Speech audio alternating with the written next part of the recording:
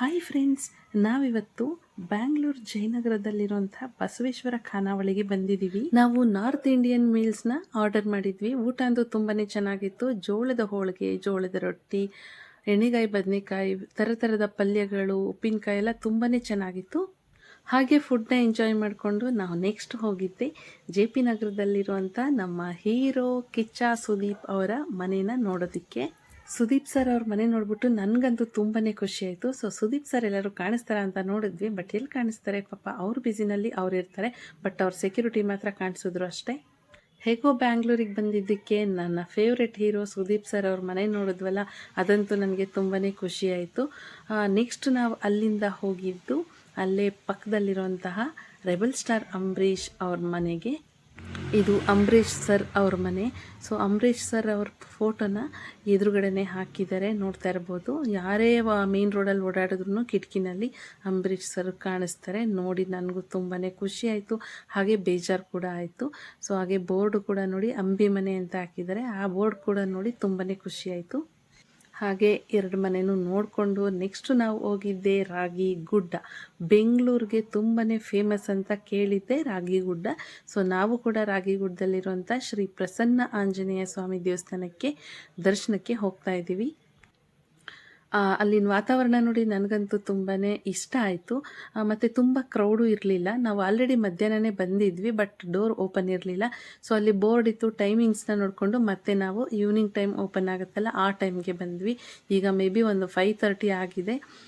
ಒಳಗಡೆ ದೇವ್ರ ದರ್ಶನ ಎಲ್ಲ ಮುಗಿಸ್ಕೊಂಡು ಅಲ್ಲೇ ಅದೇ ಕಾಂಪೌಂಡಲ್ಲಿರುವಂಥ ಈ ಏಕಶಿಲಾ ಮೂರ್ತಿನ ನೋಡ್ತಾ ಇದ್ವಿ. ಬ್ರಹ್ಮ ವಿಷ್ಣು ಮಹೇಶ್ವರರು ಹೇಗೆ ಈ ಗಾರ್ಡನ್ನಲ್ಲಿ ತುಂಬ ಚೆನ್ನಾಗಿ ಮಾಡಿದ್ದಾರೆ ಅಂದರೆ ಅಲ್ಲಿಂದ ಹೋಗೋದಿಕ್ಕೆ ಮನಸ್ಸು ಬರಲ್ಲ, ಅಷ್ಟು ಚೆನ್ನಾಗಿದೆ. ಒಂದೊಂದು ಮೂರ್ತಿನೂ ಕೂಡ ಸಪ್ರೇಟ್ ಆಗಿ ಕೆತ್ತಿದ್ದಾರೆ. ಸೊ ಪಕ್ಕ 3 ಮೂರ್ತಿಗಳು ಇರೋದು ತುಂಬಾನೇ ನೋಡೋದಿಕ್ಕೆ ಅಟ್ರಾಕ್ಟಿವ್ ಆಗಿದೆ ಈ ದೇವಸ್ಥಾನದಲ್ಲಿ. ಹಾಗೆ ಇಲ್ಲಿ ನೇಚರು ಕೂಡ ತುಂಬಾನೇ ಚೆನ್ನಾಗಿದೆ. ತುಂಬ ಏನಂತ ಕ್ರೌಡು ಇರಲಿಲ್ಲ, ಯಾವುದೇ ವೆಹಿಕಲ್ ಡಿಸ್ಟರ್ಬೆನ್ಸ್ ಇರಲಿಲ್ಲ, ಸೌಂಡ್ ಡಿಸ್ಟರ್ಬೆನ್ಸ್ ಕೂಡ ಇರಲಿಲ್ಲ.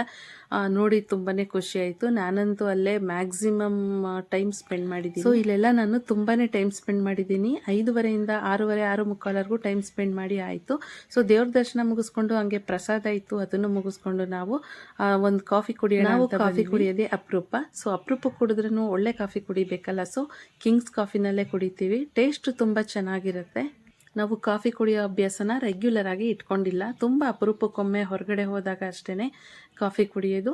ಸೊ ನಮ್ಮ ಮನೆಯವರು ಹೋಗಿ ಕಾಫಿನ ತೊಗೊಂಡು ಬಂದು ಕೊಟ್ಟರು. ಆಲ್ರೆಡಿ ನಮಗೆ ಡೇ ಟೈಮ್ ಎಲ್ಲ ಓಡಾಡಿ ಸ್ಟ್ರೈನ್ ಆಗಿಬಿಟ್ಟು ಜಸ್ಟ್ ಒಂದು ರಿಲ್ಯಾಕ್ಸೇಷನ್ಗೋಸ್ಕರ ನಾವು ಕಾಫಿ ಕುಡಿಯೋದಕ್ಕೆ ಬಂದ್ವಿ.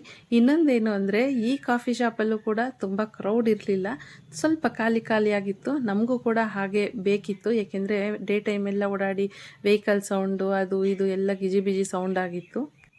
ಇವಾಗ ಇಲ್ಲಿ ಕಾಮ್ ಆಗಿದೆ. ಸೊ ತುಂಬ ಪೀಸ್ಫುಲ್ ಆಗಿದೆ. ನಾವು ಕಾಫಿ ಕುಡ್ಕೊಂಡು ನೆಕ್ಸ್ಟ್ ಆಚೆ ಹೋಗೋಷ್ಟರಲ್ಲಿ ಆಲ್ರೆಡಿ ಕತ್ಲೆ ಹೋಗ್ಬಿಟ್ಟಿತ್ತು. ಮೇ ಬಿ 7:30 ಅನ್ಸುತ್ತೆ. ಹಾಗೆ ನಾವು ಕಾಫಿ ಶಾಪಿಂದ ಸೀದಾ ಹೊರಟಿದ್ದು ಫುಡ್ ಸ್ಟ್ರೀಟ್ಗೆ. ಸೊ ಈ ಫುಡ್ ಸ್ಟ್ರೀಟಲ್ಲಂತೂ ಎಲ್ಲ ಥರ ವೆರೈಟೀಸ್ ಆಫ್ ಫುಡ್ಡು ಇತ್ತು. ನಮಗೆ ಪನ್ನೀರ್ ಟಿಕ್ಕಾ ತುಂಬಾ ಇಂಪ್ರೆಸ್ ಆಯಿತು. ನೋಡಿದ ತಕ್ಷಣವೇ ತಿನ್ನಬೇಕು ಅನ್ನಿಸ್ತು, ಅಷ್ಟು ಘಮ ಅಂತಿತ್ತು. ಸೊ ನಾವು ಪನ್ನೀರ್ ಟಿಕ್ಕಾನ ಟೇಸ್ಟ್ ಮಾಡಿಕೊಂಡು ನೆಕ್ಸ್ಟ್ ನಾವು ಬಂದಿದ್ದು ಮೈಸೂರಿಗೆ. ನಾವು ಬೆಂಗಳೂರಲ್ಲೇ ಲೈಟಾಗಿ ಡಿನ್ನರ್ ಮುಗಿಸ್ಕೊಂಡು ಸೊ ಮೈಸೂರಿಗೆ ಬಂದ್ವಿ. ಆಲ್ರೆಡಿ 11 ಗಂಟೆ ಆಗೋಯಿತು. ಸೊ ಇದಿಷ್ಟು ನನ್ನ ಇವತ್ತಿನ ಟೈಮ್ ಆಗಿದೆ. ಮನೆಗೆ ಹೋಗಬೇಕು. ನೆಕ್ಸ್ಟ್ ಲಾಗಲ್ಲೇ ಸಿಗ್ತೀನಿ. ಅಲ್ಲಿವರೆಗೂ ಬಾಯ್.